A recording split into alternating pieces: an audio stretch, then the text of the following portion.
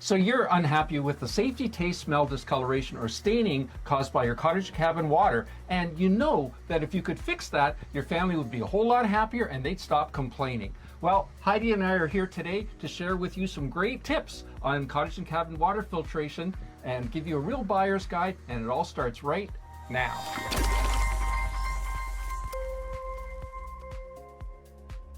Hi, I'm Gary the Water Guy, and I simplify water filtration to help you conquer crappy water for your family. Today I'm being joined by Heidi from our customer care department. Welcome, Heidi. Thank you, Gary, for having me. Yeah, I appreciate you coming and sharing some great tips and tricks on investing in cottage and cabin water filtration, because cottage and cabin water filtration is different than other water filtration. So we're going to be sharing with you some great tips on what to look for and definitely what to avoid. Heidi, generally, now's your turn. Generally, what should people be looking for when they're thinking about water filtration for their cottage? You should be looking for, if it's non-proprietary, where it's made. Is it made in North America? The ease of installation and maintenance is something you definitely want to look for, because you want to make sure that you can maintain it and, fix it if you have issues or, questions. Yeah, that's right. And you want to make sure that it's something that you can get a manual for, that there's YouTube videos for to kind of help you out through the whole process, and that it's easy to install, especially for cottage and cabin owners. Absolutely. A lot of them don't have a plumber, within the next block or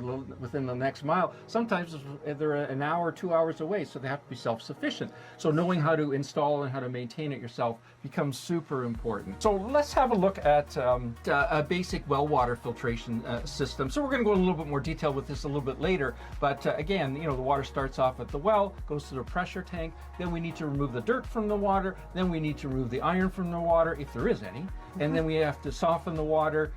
If there's tannins, we have to get rid of that, and then we go to an ultraviolet disinfection system, then to the whole cottage or cabin, and then it's always a good idea to have a drinking water system after that to give you that second barrier against bacteria in your water. So that's definitely something that we always encourage. Well, what's in it for these folks to having a water softener? How will it help? Well, when you're complaining about your kettle and it's got that little white scale all, scaled up, that's hard water.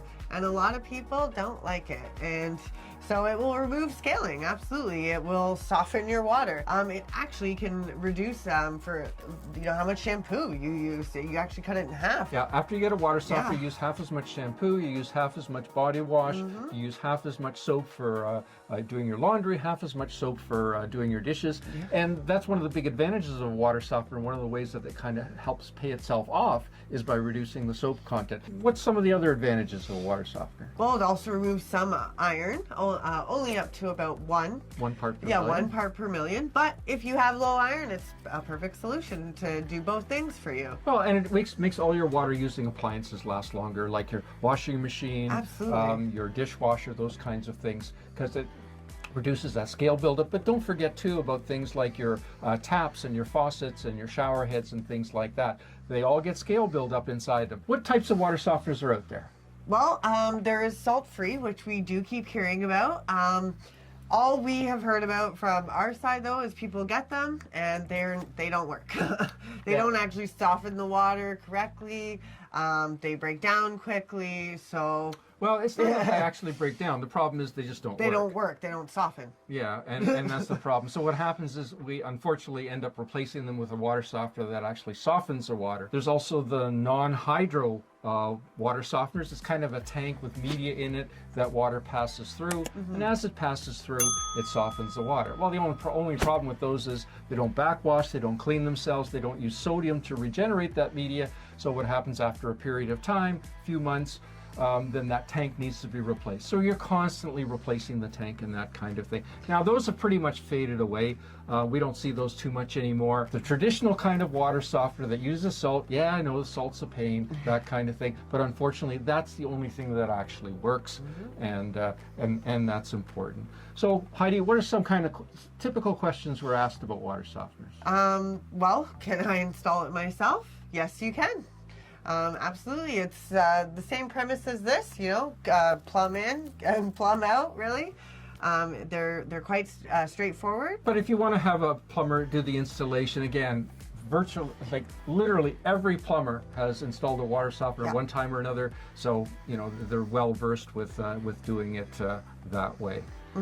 What else do we ask? People ask all the time, does it keep regenerating when I'm not home? Well, no, because if you're not using the water, it has no reason to regenerate. Yeah, that's exactly. Yeah. All the water softeners we handle are all metered water softeners. So they measure how much water you use, and then they regenerate based on that usage. Now, they do have a default setting in them that if you haven't used up your capacity within 14 days, they will automatically regenerate. Right. So what actually is a water softener? So what happens is, first of all, let's talk about what's hard water. So hard water is water that has calcium and magnesium dissolved in the water. How does it get in there? Well, it absorbs it from the ground.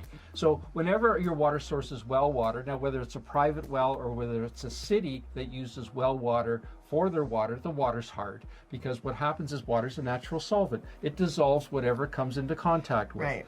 So it dissolves the minerals in the ground, the limestone in the ground, and it makes the water hard. And so that's what it does. So what a water softener does, as the water passes through, the water softener has a media inside that attracts that calcium magnesium. It sticks to the media, removes it from your water, softens it, and then the water softener goes through a cleaning process. That's called the regeneration. And it uses salt and water. Salt and water makes brine, and that's used to clean the media and then flushes it to the drain, and it goes on from there. So that's the process that a water softener goes through. And if you're looking for more information about water softeners and how they work, I've got a great YouTube video that explains it all, Hard Water Explained, and another video that explains how they work.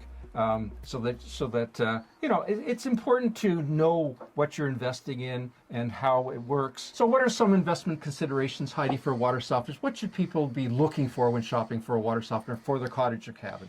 Well, I think, one important thing is a metered valve. So you make sure you get the, correct size. You don't want to oversize a water softener. Yeah, what else should people look for? Well, again, where is it made? So when it's made in North America, it's readily easily to get parts, get manuals, get brochures, or, maintenance tips and tricks, YouTube videos. And to help you with troubleshooting, to help you understand how they work.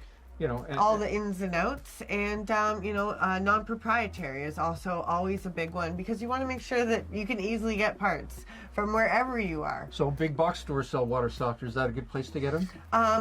No, they are made in China. They are made in China. So what happens is you'll never be able to get parts for them. You can't get any manuals for them. Yep. And if you have a problem or you need troubleshooting or you have difficulty installing It'd be hard to get. Yeah, you ask the guy at one of the big box stores, he's not going to know. So it's important that you get it from a reputable place so that they can help you with the installation and help you. The other problem with big box stores water softeners, they don't last long. We've had a number of situations where, we do installations here in our local market, and we'll have a number of folks that'll call up from time to time. Well, I want to get a water softener, but I bought it from a big box store. Will you install it? We say, yeah, we'll install it. But remember, if you have problems with this water softener and has nothing to do with the installation, we can't help you. And we've run into a number of times where this has happened. We install the water softener, a month later, 5 weeks later, it's not working. They've called the 1-800 number. They can't get anywhere. Well, of course, the big box store says, well, bring it back. Well, it's not so easy to bring back a water softener, right? You have to disconnect it, you have to drain it, you have to put it in the trunk of your car, you have to take it back to the store. They'll give you another one. Now you're going to pay somebody to reinstall it, and cross your fingers that you're not going to have the same problem again. What are some ownership tips about having a water softener? Once we need a water softener for our cottage or cabin. We've had the water tested. It's hard. We've invested in a water softener. We've had it installed, or we've installed it ourselves. What are some ownership tips that you're going to notice with having a water softener? Well, first thing is, you got to make sure you set the hardness correct, the ion correct, and the manganese correct for it to work, for how hard your water is and what you have in it. You also have to make sure you keep salt in it. So it's maybe a good idea Gary actually has a great video on types of salt. And how much? And how much salt to use. So definitely. Salt is something that you need to make sure you always have in your water softener, and the golden rule is salt above water. Yeah, generally, like the water softener controls how much water it puts in, you control how much salt you put in. So generally you want to make sure that the salt level is higher than the water, or if you have a pre-fill water softener, in other words, there's no water in there, then keep it about half full of salt. Here I've got a great little chart that gives you some idea of the different hardness levels and what you'll experience with the different hardness levels of the water to help you determine whether it's a water softener that you actually need to for your family to make sure that you get rid of that scale buildup. And again, we've got some great videos about how to size a water softener, how to determine what size you need for your family. I've got a playlist here that shows you how to install a water softener and go through the different steps if you choose to install it yourself. So what's a reverse osmosis drinking water system? Heidi, what's it do for people? Well, it gives you reverse osmosis drinking water right in your own house. And what's the advantage of that? Well, you don't have to go and fill up those 8 jugs every week at the, water store. But why would you want reverse osmosis drinking water? Because it just tastes so great. Yeah, so reverse osmosis process lowers the mineral content by 90% in your water. So what that's doing is getting rid of the sodium and a lot of the minerals in the water, but it also gets rid of things like pharmaceuticals and personal care products that we start to hear more about. It reduces things like sodium content and those other things from the water. So it does a great job of cleaning up your water. Now, it doesn't reduce it by 100%, it reduces it by 90%. So there's still some minerals definitely left in your water. So what else does it remove from your water?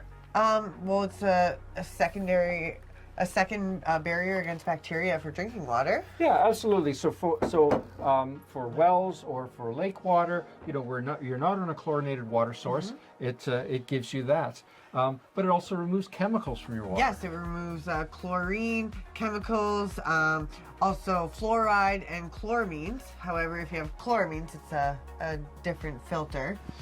We have a different reverse osmosis system that removes chloramines. That's specifically made for removing chloramines from your water. It has better filters for removing the chloramines, and that's what it's all about. And so one of the advantages, of course, of having a reverse osmosis system is it eliminates those single-use water bottles, and of course the environmental impact of what happens to those water bottles. And yeah, definitely. Usually when people are telling me they're bringing cases of water bottles to the cottage, you need the reverse osmosis. Yeah, exactly. And does reverse osmosis remove tannins? Yes, it does. Yeah, it does. It removes tannins. It sure does. So again, if you've got a tannins in your water, but you don't really want to go to the expense or the complexity of going with a whole cottage or whole cabin tannin removal system, you can go with a reverse osmosis system. Just remove the tannins from that one tap. Yeah, for your drinking water, and that will really clean it up. So are there different types of reverse osmosis systems? Yes. Yeah. There's a high efficiency.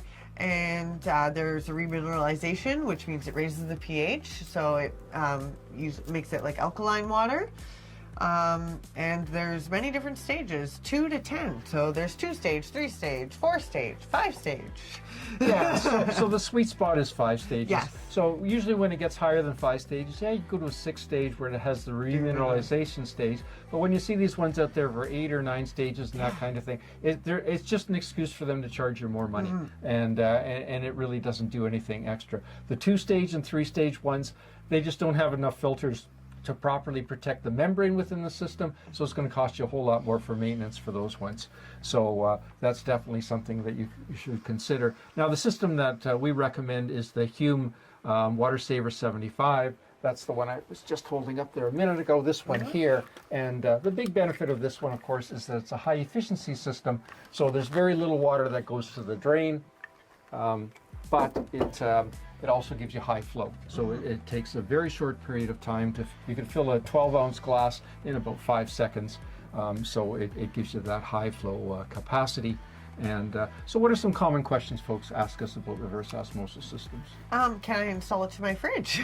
Yeah, that's right. And yes, you can. It's very simple. You just need a little bit of extra tubing and a connector T. Yeah. That's about it. And of course, we have all that here. If you order one and you would like it connected to your fridge, you can just write that in the notes and we can help you out with that. Also, can I install it myself? And yes, absolutely you can. It does come out of the box just like that, so everything's all ready to go. The reverse osmosis does come with all the filters already inside the housings and everything, so they're very easy to install, yes. Yeah, and they come pre-assembled. Yes. Yeah, so again, if you're looking for information on how a reverse osmosis system actually works, I've got a great YouTube video in the description down below. I've got a link there that you can definitely check that out. And so we often hear of some some myths and misconceptions about reverse osmosis systems, and I did a whole video about that topic. You know, you get most of the minerals in your diet. In fact, 95% of the minerals that you need in your diet from your food, not from your water. So, you know, that's often a misconception, but there's a whole pile more. So I did a whole live stream on that, and again, I got a link in the description down below. I definitely encourage you to check that out if you're at all skeptical about reverse osmosis water. So again, what are some buying tips when getting a reverse osmosis drinking water system for your cottage or cabin, Heidi? Well, you know, where is it made? Obviously, ours are made in North America. All of our reverse osmosis use the UK brand John Guest parts with their the quick connects. Yeah, the fittings. They're fairly easy, very easy to use. So one of the big advantages of getting made in North America reverse osmosis systems, and again, we tried the Chinese ones 10, 12 years ago, is the build quality. You have to remember, this is water that's being contained in your home. And you know, there have been some concerns with those made in China reverse osmosis drinking water systems cracking or even bursting and that kind of thing. So that's why we definitely recommend the higher quality of the made in North America systems. Also, you want to make sure the tubing size is 3/8, because if it's smaller than that, you would be quite surprised on how little of a flow you will get. So the tubing size definitely matters, and ours comes with 3/8 tubing. Yeah, so what Heidi's talking flow. about is, yeah, so ours have the 3/8 inch tubing from the last filter to the tank to the faucet. So that gives you a lot more flow out of that 3/8 inch tubing than the smaller 1/4 inch tubing that you find on those systems that you see on Amazon. Yeah. And usually the big box stores, when they sell reverse osmosis systems, they usually don't last very long.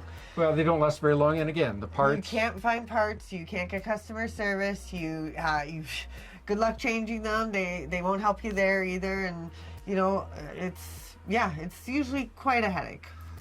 Yeah, and it's always a good idea to look for the high efficiency models, because with the high efficiency reverse osmosis systems, again, there's a whole lot wastewater going to the drain, and Way less waste. Yeah, and so because of that, it's definitely a much more efficient system, and definitely works out well. So what are some ownership tips when you get a reverse osmosis system? Well, the filters you have to change once a year. Yeah. So our reverse osmosis is a 5-stage. So that means you would change 4 filters, the 4 stages, once a year. The membrane only has to be changed every 5 to 7 years. Yeah, now talking about filters, one thing we didn't mention when we were talking about buyer's guide, it's important to get reverse osmosis system with non-proprietary filters. Yes. Because we see that happen so many often. times. Folks get them with the proprietary ones, and then they find out that, first of all, the proprietary ones are so expensive because you can only get them from them. They can charge whatever they want. Yeah. But secondly, if the design changes in 5 or 6 years, you can't get them anymore. And so now you literally have to toss out the system and get a new system. Because of that. Can you connect it to your fridge if it has an ice maker or the water at the front? Absolutely, you can do both. Yeah, and Makes great ice. And in the winter time, if you have a portable humidifier in your home, you can actually fill that up with reverse osmosis water. That's what we do in our house. And again, it prevents that scale buildup from being inside that, and keeps that humidifier super clean, so you don't have to keep cleaning it all the time. Well, even those air purifiers that everyone's using lately, the reverse osmosis water is great for that as well. You put water in air purifiers? Yeah, the little ones. Really, eh? Yeah, the ones where you can put those oils in. When it comes to getting reverse osmosis filters, a question we're often asked is, which one do I need for my system?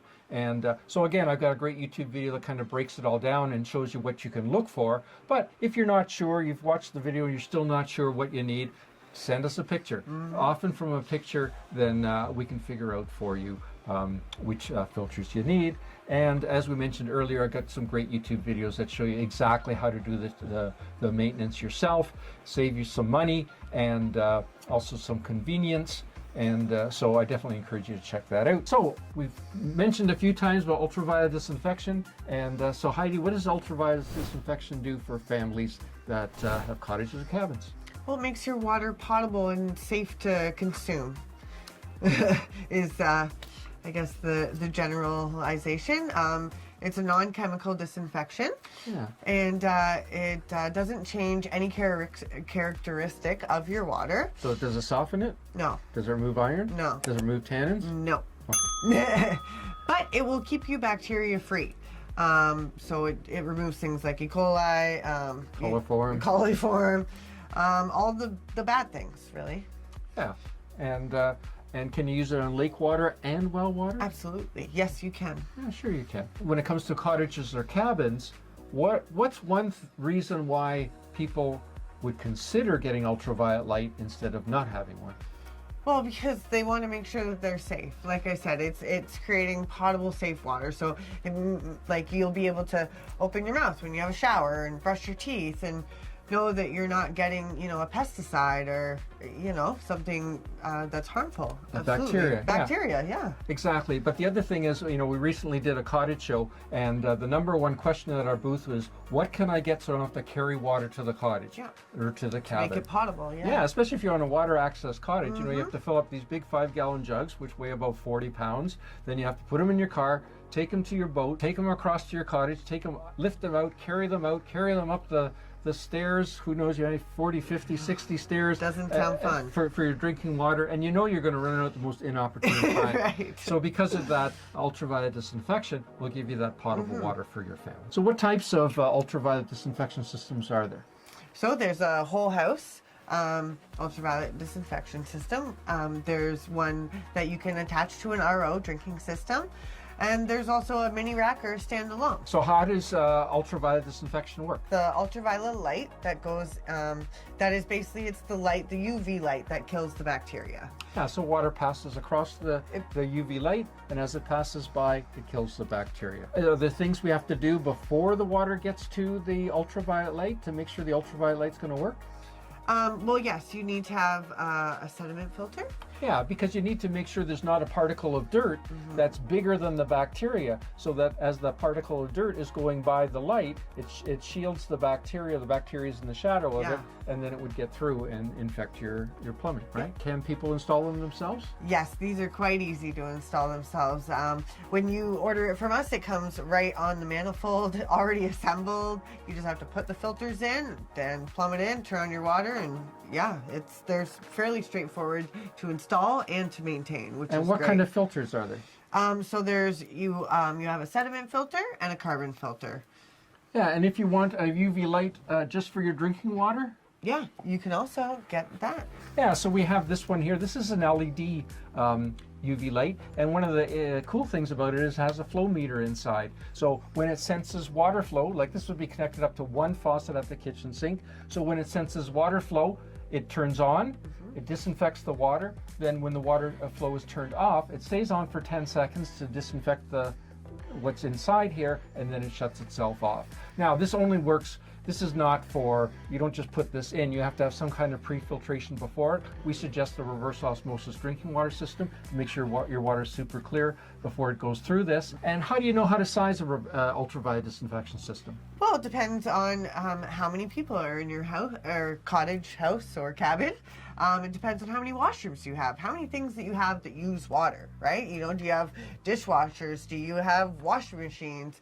All that basically will depend on the size that you need. Exactly. So it depends on flow rate. So the amount of gallons per minute that you pass through the ultraviolet light. So if you have like 1 or 2 bathrooms, you can get by with a 6 gallon per minute ultraviolet disinfection system. If you have 2 to 3 bathrooms, then you're looking at a 10 gallon per minute system, because if you ran everything at once, you wouldn't exceed 10 gallons per minute. That's how you size the ultraviolet disinfection. And if you're looking for a whole house system where you've got 3 or 4 bathrooms, washing machine, all that other jazz, you might be looking at 13 gallons per minute.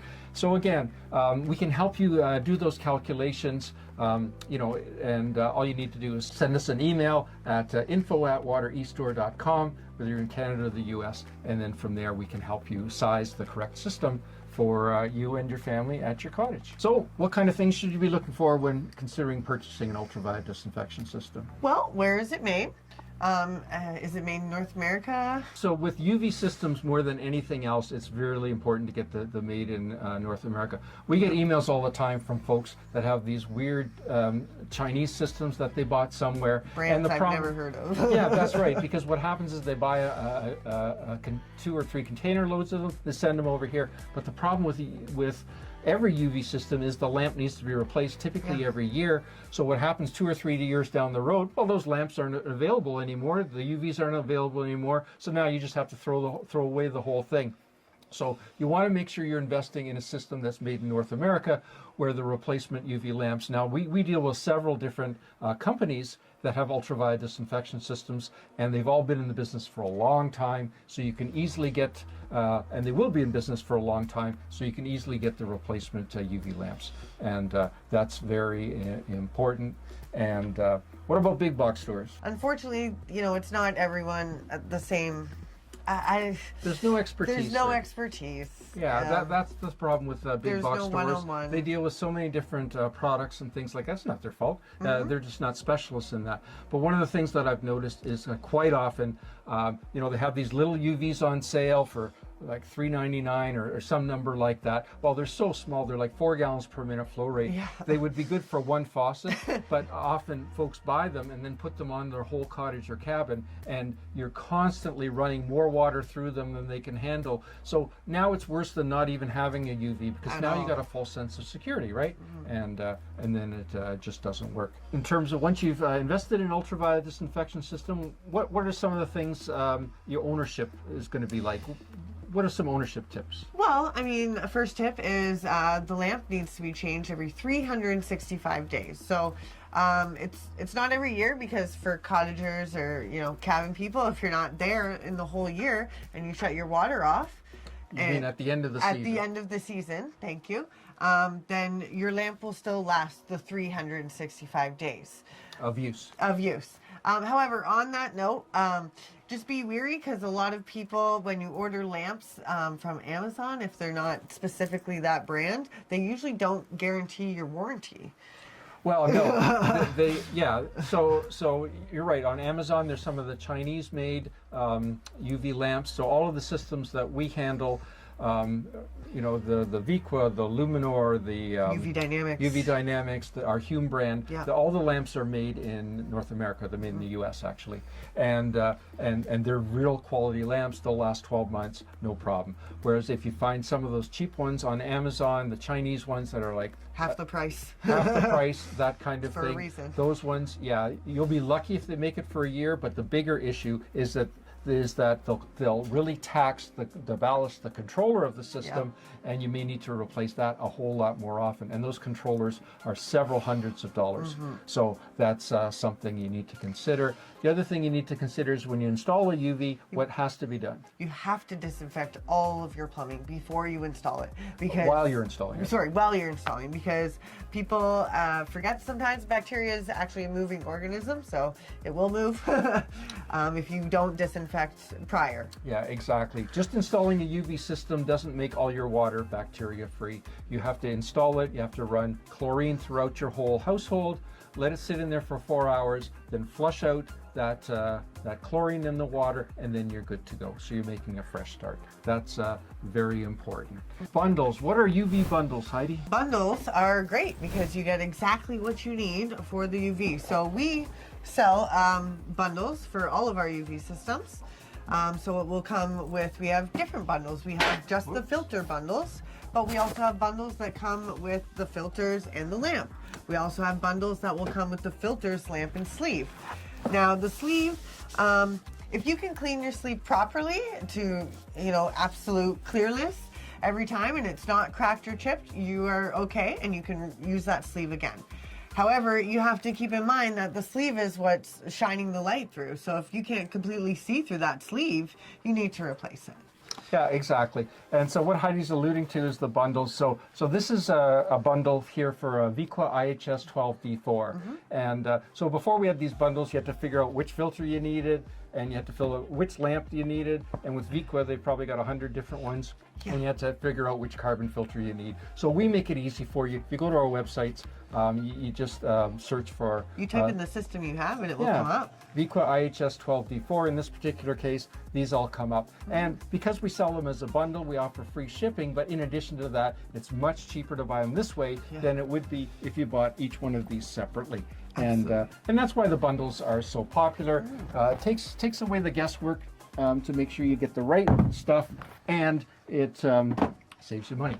So and you're getting the OEM product. So these are the exact OEM product, so you know that you can trust it. It's the same as the company that manufactured the system in the first place. So what are some of the questions that we get asked, Heidi, about these combo packs? How do I change it? That's very common. Again, you have a lot of great YouTube videos and I mean, if you have trouble, you can always, some people just tell us, this is my first time changing it, and we're happy to send you the YouTube link right to that exact YouTube video and on that system, and it will show you step by step on how to do it. And people also ask, what if I forget? Can I get it, sent to me every year? Yes, you can. We have an auto subscription sign up so that you can take the guesswork out of it. So every year, it will it's a subscription. So every year it will automatically send it out to you. Yes. Thank you. That's right. So and you can see here we have videos that show you how to do the maintenance. So this is the video on the Viqua IHS 12D4, and again, there's links in the description down below, so you can definitely check that out. And so the important thing to look for when you're thinking about getting these bundles is it an OEM system? Is it the right system for my exact model number? And that's a complete kit. And of course, you need to make sure there's a video or something that'll coach you on how to do it. And the comments we get on our video all the time are, folks feel like a hero because they've done the work themselves. They've replaced it. They've saved the money by doing it themselves. What's up next? Well, iron and sulfur filter, absolutely. Yeah, so do people on lake water have iron and sulfur in their water? No, I mean, like you said, of course, there's always first times for everything. So we've had one, but normally, no. What would someone in a cottage or cabin experience if they got iron in their water? How do they know they got iron? Usually it's a little funky colored, so it's like a burnt orange is the best way I can describe it. But it stains things, and it right? stains everything. It looks like rust, kind of, on your fixtures, and people will say that, it looks like I have a rust on there. That's usually how we say, okay, send it in. We'll test for how much iron you have. Yeah, and sulfur is, you can usually tell sulfur because it smells like rotten egg. When you're looking for an iron and sulfur filter, there's different technologies out there, older technology, newer technology, but one thing you should really look for is a chemical-free system, Absolutely. Right? What are some of the advantages of a chemical-free system compared to a chemical system? I'll be honest, I'm not 100% sure. So.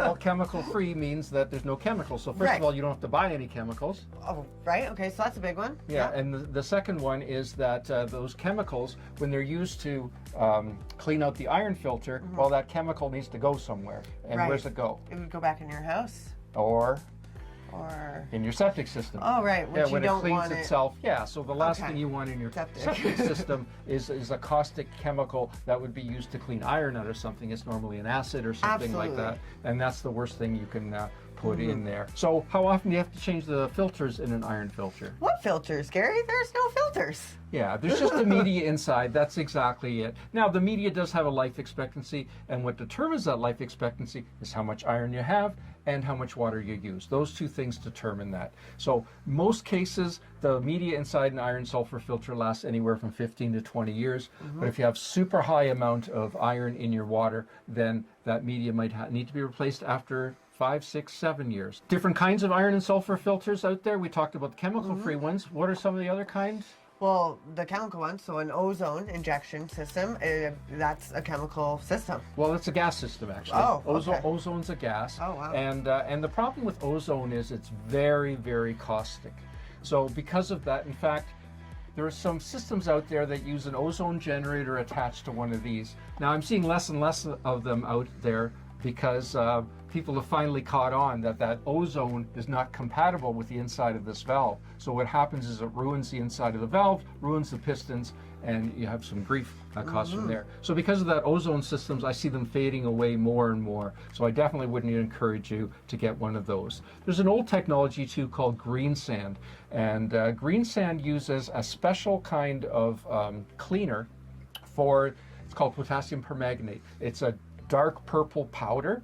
And you mix it. It comes with a hopper, and you pour it in the hopper, and then it mixes with water, and that makes a chemical that's used to clean this. Now that chemical is super caustic, and and it's actually also explosive. So I definitely encourage anyone. Like we haven't installed any of those for almost 20 years now. So it's super old technology. But if you see an iron sulfur filter and it seems too cheap to be true, Yeah. it's probably a green sand system. So what kind of questions, Heidi, do people ask us about iron and sulfur filters? How does it work? And as you know, we kind of just explained, but they also asked, do I still need a water softener? Well, no, it depends. If your water's hard, you need a water softener. Right, yeah. If you've got iron and sulfur, you need an iron sulfur filter. The iron and sulfur filter is not going to soften your water. Can people install one of these themselves? Absolutely, you can.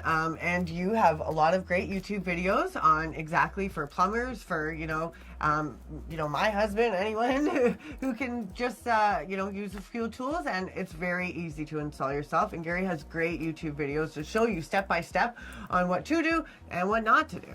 Yeah, and they're actually quite straightforward to install. I mean, anyone that's ever installed a water softener, iron sulfur filter is the same. You basically cut the pipe after the water leaves the pressure tank, and any kind of pre-filtration you have for sediment goes into the iron filter, goes back out of the iron filter and carries on, and then there's a connection to drain, so when it goes through its cleaning cycle, it drains. I've got great YouTube videos that talk about the different kinds of iron filters that we have. We've got a few different kinds, and it depends on your water chemistry, which one would be the best choice for your family. What should you look for? Well, I mean, non-proprietary. So, when you need to replace the media, or I guess any parts too, are readily available to you, right? You want to make sure that it's easy if something goes or you snap something or anything like that. Also, that you can get manuals or you can get YouTube videos, instructions on just anything, tips and tricks are always great. Also, where is it made? Yeah, and so it's important to know where it's made, and the reason is we encourage made in North America stuff because, 10, 12, 15 years ago, the Chinese stuff came over, the prices were super low, and we had to look at it. The problem with the Chinese stuff is always the same. You can't get manuals, you can't get parts. You buy it and cross your fingers, and if it breaks, you're done. So that's why we encourage the made in USA stuff, or made in Canada, water filtration equipment, because it's super easy to get parts, and like Heidi says, non-proprietary, so you can order the replacement pistons and seal packs and that kind of stuff. You can order them online from us, or you actually can order them from Amazon. What about big box store iron sulfur filters? Well, I mean, the problem, unfortunately, with big box stores is sometimes you're lost as a customer, I feel. The guy that you speak to doesn't know a whole lot about this. He hasn't tested your water. He hasn't analyzed your information. But the biggest thing is, a lot of the equipment you see, in fact, most of the equipment you see at big box stores is the Chinese stuff, and so because of that, if you need a part in 2, 5, 10 years, forget it. You'll never be able to get it. And if you need some troubleshooting help, again, they can't help you. Remember, this kind of water filtration is an investment in your home or your cottage or cabin for your family, right? And you want to make sure that you're investing wisely and in something that's going to help. Yeah, so what are some ownership tips about iron and sulfur filters? What are some things people should expect when they invest in one of these? Okay, so the first thing I would probably tell you is initially it's a little bit noisy because you're not used to it. You've never had it in your house before. So when it regenerates, it does make a noise. Yeah, the first 5 seconds, because it has an air bubble trapped in the top here, the first 5 seconds you hear like a whoosh, and then after that you just hear water running. So yeah, the first 5 seconds is a little bit noisier than a water softener would be, for example. And other than that, you just need to make sure you set the time correctly and to make sure it regenerates every 3 days. And always install it before a water softener and before UV. Yeah, so the order of the equipment is very important. Very important. Yeah, so you need to make sure, because a water softener will also get rid of iron, that you need to make sure the iron filter gets rid of the majority of the iron before it goes to the water softener. Otherwise, you'll overwhelm the water softener and won't maximize your investment. So one of the things that you'll notice about a lot of our equipment is our Hume water filtration equipment. And that's our own private label brand. I mean, we stock more than 1,700 items. We've got tens of thousands of products available. But because we're totally independent, we choose the best of the best, and we rebrand that as our Hume brand. So I definitely encourage you to check out the Hume products. So how can you get rid of tannins? Well, you'd have to get a tannin filter, which again looks like this. Yeah, it looks like this a little bit shorter. So a tannin filter looks like a water softener. It works like a water softener, uses salt like a water softener, but it actually uses more salt than a water softener does. And it uses water softener salt. So common questions we get about tannin filters: will it clean up damage previously done by tannins? Yes. Yeah, it will. It will. It will. You're still going to have to clean it up and scrub it. Yes. But it'll clean it up, and it'll prevent it from happening in the future. In the future, absolutely. Can someone install one themselves? Yes, yes, they can. Yeah. Very easily. And it installs exactly like a water softener. So again, if you're hiring a plumber to do the installation, if he's ever installed a water softener, he can install a tannin filter. And what kind of salt does a tannin filter use? So it does use the same salt as a water softener. A tannin filter typically uses about 3 bags of salt a month, okay? Which is more than the average water softener uses. So what kinds of things should you look for when investing in a tannin filter? So you would want non-proprietary, again, so you can make sure that parts and manuals, stuff like that, are readily available. Where is it made? Is it, this is made in North America. Is it metered? These are metered. So how a tannin filter works, it meters, it gives you, like a 1 cubic foot gives you 500 gallons of capacity, or every 3 days, whichever comes first. So it's important to get the right size. Again, you don't want to oversize. No, that's right. And again, what about big box stores? You don't want to go there, again, because it's, like I said, we're here for you every step of the way, from testing your water to everything. And when, if you have questions or concerns, or, you need anything after, we always answer the phone. We always answer the emails. Well, big box stores, the problem is you won't find anyone there that's going to help you. They won't know how to troubleshoot. They won't know, and you can't get parts. They'll give you an 800 number. If you don't get anywhere that way and you're still having problems with it and still under warranty, they'll tell you to bring it back. Well, that doesn't work very well because you have to disconnect it, etc. The other problem is that whenever I run into tannin filters or iron filters at big box stores, they're always very old, very inefficient technology. So it's definitely something that I encourage you to avoid. So one important thing that you need to do with a tannin filter is you need to add a carbon filter after it, because you'll get a fishy smell. Because we're removing organics from the water, okay, you'll often get like a fishy smell. So because of that, you should have a carbon filter after it. So that carbon filter will get rid of that fishy smell, in addition to getting rid of the herbicides, pesticides. So one of the other side effects of having a tannin filter is that it lowers the pH of your water. So that's one thing you need to be aware of. If your pH was already fairly low, then you may need to add a calcite filter after it to raise that pH back up. Otherwise, you might get some corrosion on your plumbing. Click up here for your next video on cottage and cabin water filtration, and I'll see you there. Any questions or comments? Add them down below.